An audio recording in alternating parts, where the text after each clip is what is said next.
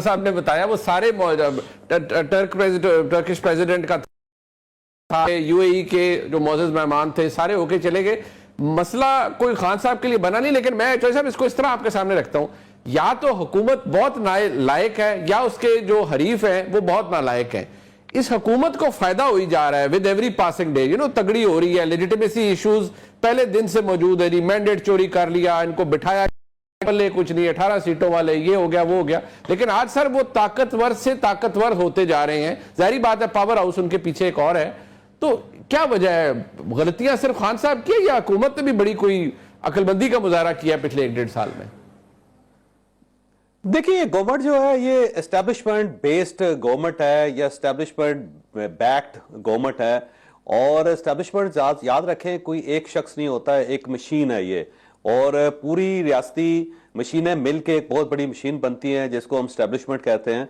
तो कहा यह जाता है कि ऊपर अल्लाह ताला होता है, नीचे रियासत होती है। ना इंसान अल्लाह ताला से लड़ सकता है, ना रियासत से लड़ सकता है। रियासत के अंदर कोई शख्स इंपॉर्टेंट नहीं होता। जनरल इतने इंपॉर्टेंट थे, यूनिफॉर्म में सदर थे, लेकिन जब रियासत ने फैसला कर लिया कि हमने इनको फारिग करना है तो हो गया फारिग।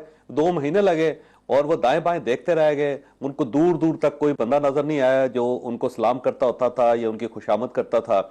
इसी तरह जुल्फकार अली भुट्टो साहब जैसा लीडर था, जब एस्टेब्लिशमेंट ने, स्टेट ने फैसला कर लिया उनको फारिग करना है तो वो फारिग हो गए बेचारे, दुनिया से भी फारिग हो गए।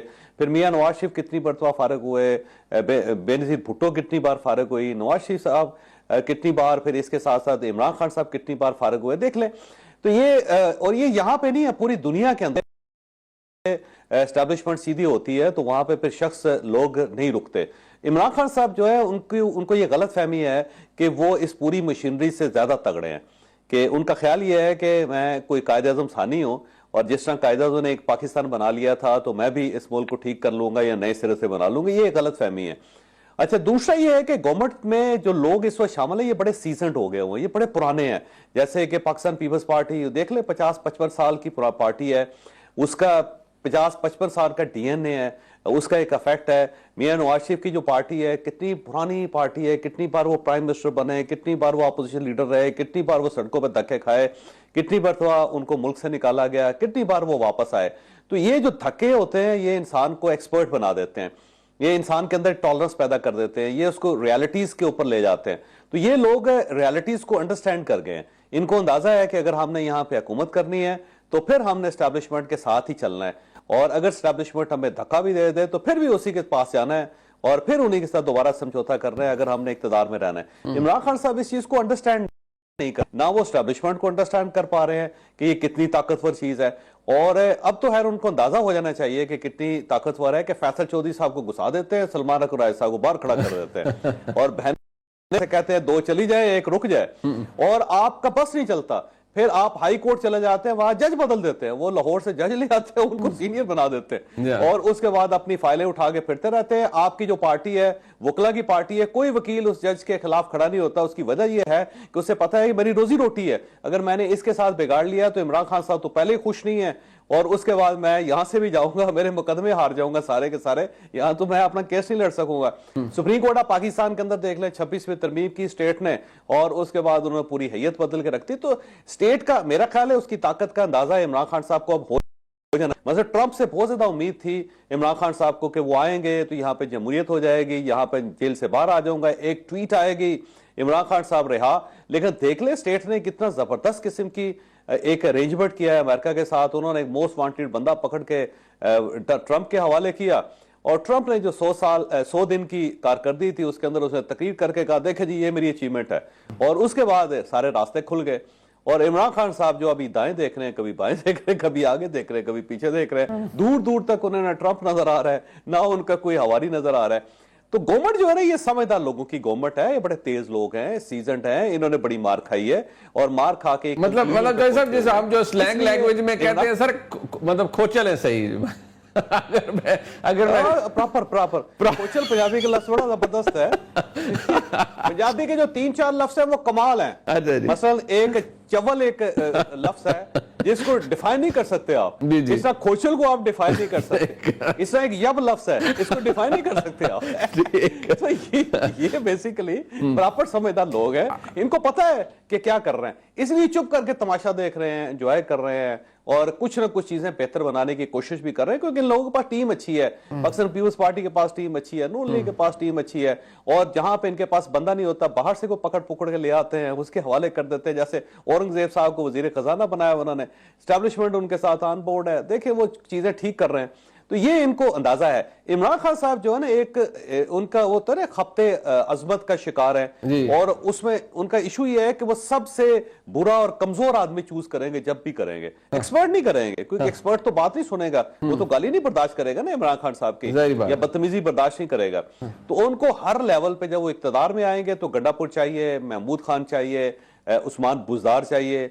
पार्टी के अंदर अगर उन्होंने एक चेयरमैन बनाना है तो उनको गौहर खान साहब चाहिए, जिनके बारे में उनका ख्याल है कि पॉलिटिकली यतीम आदमी है, ना इसका कोई कबीला है, ना इसका कोई ना इसके कोई दोस्त है, ना इसका कोई ग्रुप है। और सेक्रेटरी जनरल चाहिए तो सलमान अकर राजा साहब चाहिए, जो कंट्रोवर्शियल हैं, ताकि वो लड़ते रहे सारे एक दूसरे के साथ।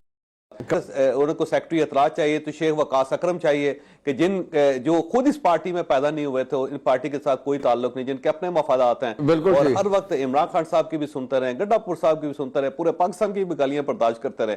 तो उनको बंदे ऐसे चाहिए होते हैं, बिल्कुल एक ऑनरेबल आदमी, एक समझदार आदमी, वो अफोर्ड ही नहीं कर सकते इमरान। अब बात पाकिस्तान के वज़ीर आज़म ने की है, और जितनी तारीफें उन्होंने पाकिस्तान की फौजी क़यादत की है, इसकी बहुत अहमियत है।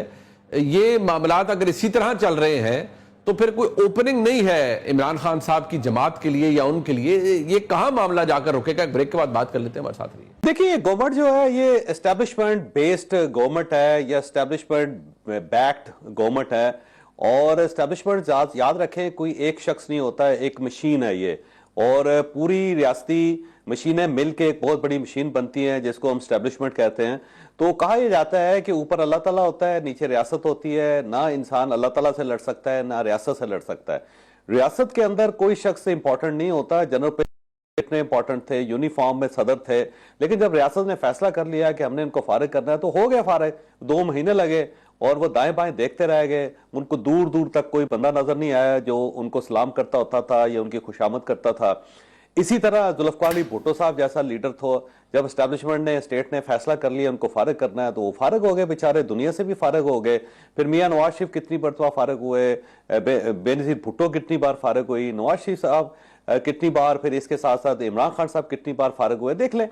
तो ये और ये यहाँ पे नहीं है, पूरी दुनिया के अंदर एस्टेब्लिशमेंट सीधी होती है तो वहां पे फिर शख्स लोग नहीं रुकते। इमरान खान साहब जो है उनको ये गलत फहमी है कि वो इस पूरी मशीनरी से ज्यादा तगड़े हैं, कि उनका ख्याल ये है कि मैं कोई कायद-ए-आज़म सानी हूं, और जिस तरह कायद-ए-आज़म ने एक पाकिस्तान बना लिया था तो मैं भी इस मुल्क को ठीक कर लूंगा या नए सिरे से बना लूंगा। ये गलत फहमी है। अच्छा, दूसरा ये है कि गवर्नमेंट में जो लोग इस वक्त शामिल है, ये बड़े सीजनड हो गए हुए, ये बड़े पुराने हैं। जैसे कि पाकिस्तान पीपल्स पार्टी देख ले, 50-55 साल की पार्टी है, उसका 50-55 साल का डीएनए है, उसका एक इफेक्ट है। मियां नवाज शरीफ की जो पार्टी है, कितनी पुरानी पार्टी है, कितनी बार वो प्राइम मिनिस्टर बने, कितनी बार वो अपोजिशन लीडर रहे, कितनी बार वो सड़कों पर धक्के खाए, कितनी बार तो उनको मुल्क से निकाला गया, कितनी बार वो वापस आए। तो ये जो धक्के होते हैं, ये इंसान को एक्सपर्ट बना देते हैं, ये इंसान के अंदर टॉलरेंस पैदा कर देते हैं, ये उसको रियलिटीज के ऊपर ले जाते हैं। तो ये लोग रियलिटीज को अंडरस्टैंड कर गए हैं। इनको अंदाजा है कि अगर हमने यहाँ पे हुकूमत करनी है तो फिर हमने एस्टैब्लिशमेंट के साथ ही चलना है, और अगर एस्टैब्लिशमेंट हमें धक्का भी दे दे तो फिर भी उसी के पास जाना है, और फिर उन्हीं के साथ दोबारा समझौता करना है अगर हमने इक्तदार में रहना है। इमरान खान साहब इस चीज को अंडरस्टैंड नहीं कर, ना वो एस्टैब्लिशमेंट को अंडरस्टैंड कर पा रहे हैं कि ये कितनी ताकतवर चीज है। और अब तो खैर उनको अंदाजा हो जाना चाहिए कि कितनी ताकतवर है कि फैसल चौधरी साहब को घुसा देते हैं, सलमान अकर राय साहब को बाहर खड़ा कर देते हैं, और बहन से कहते हैं 2 चली जाए 1 रुक जाए।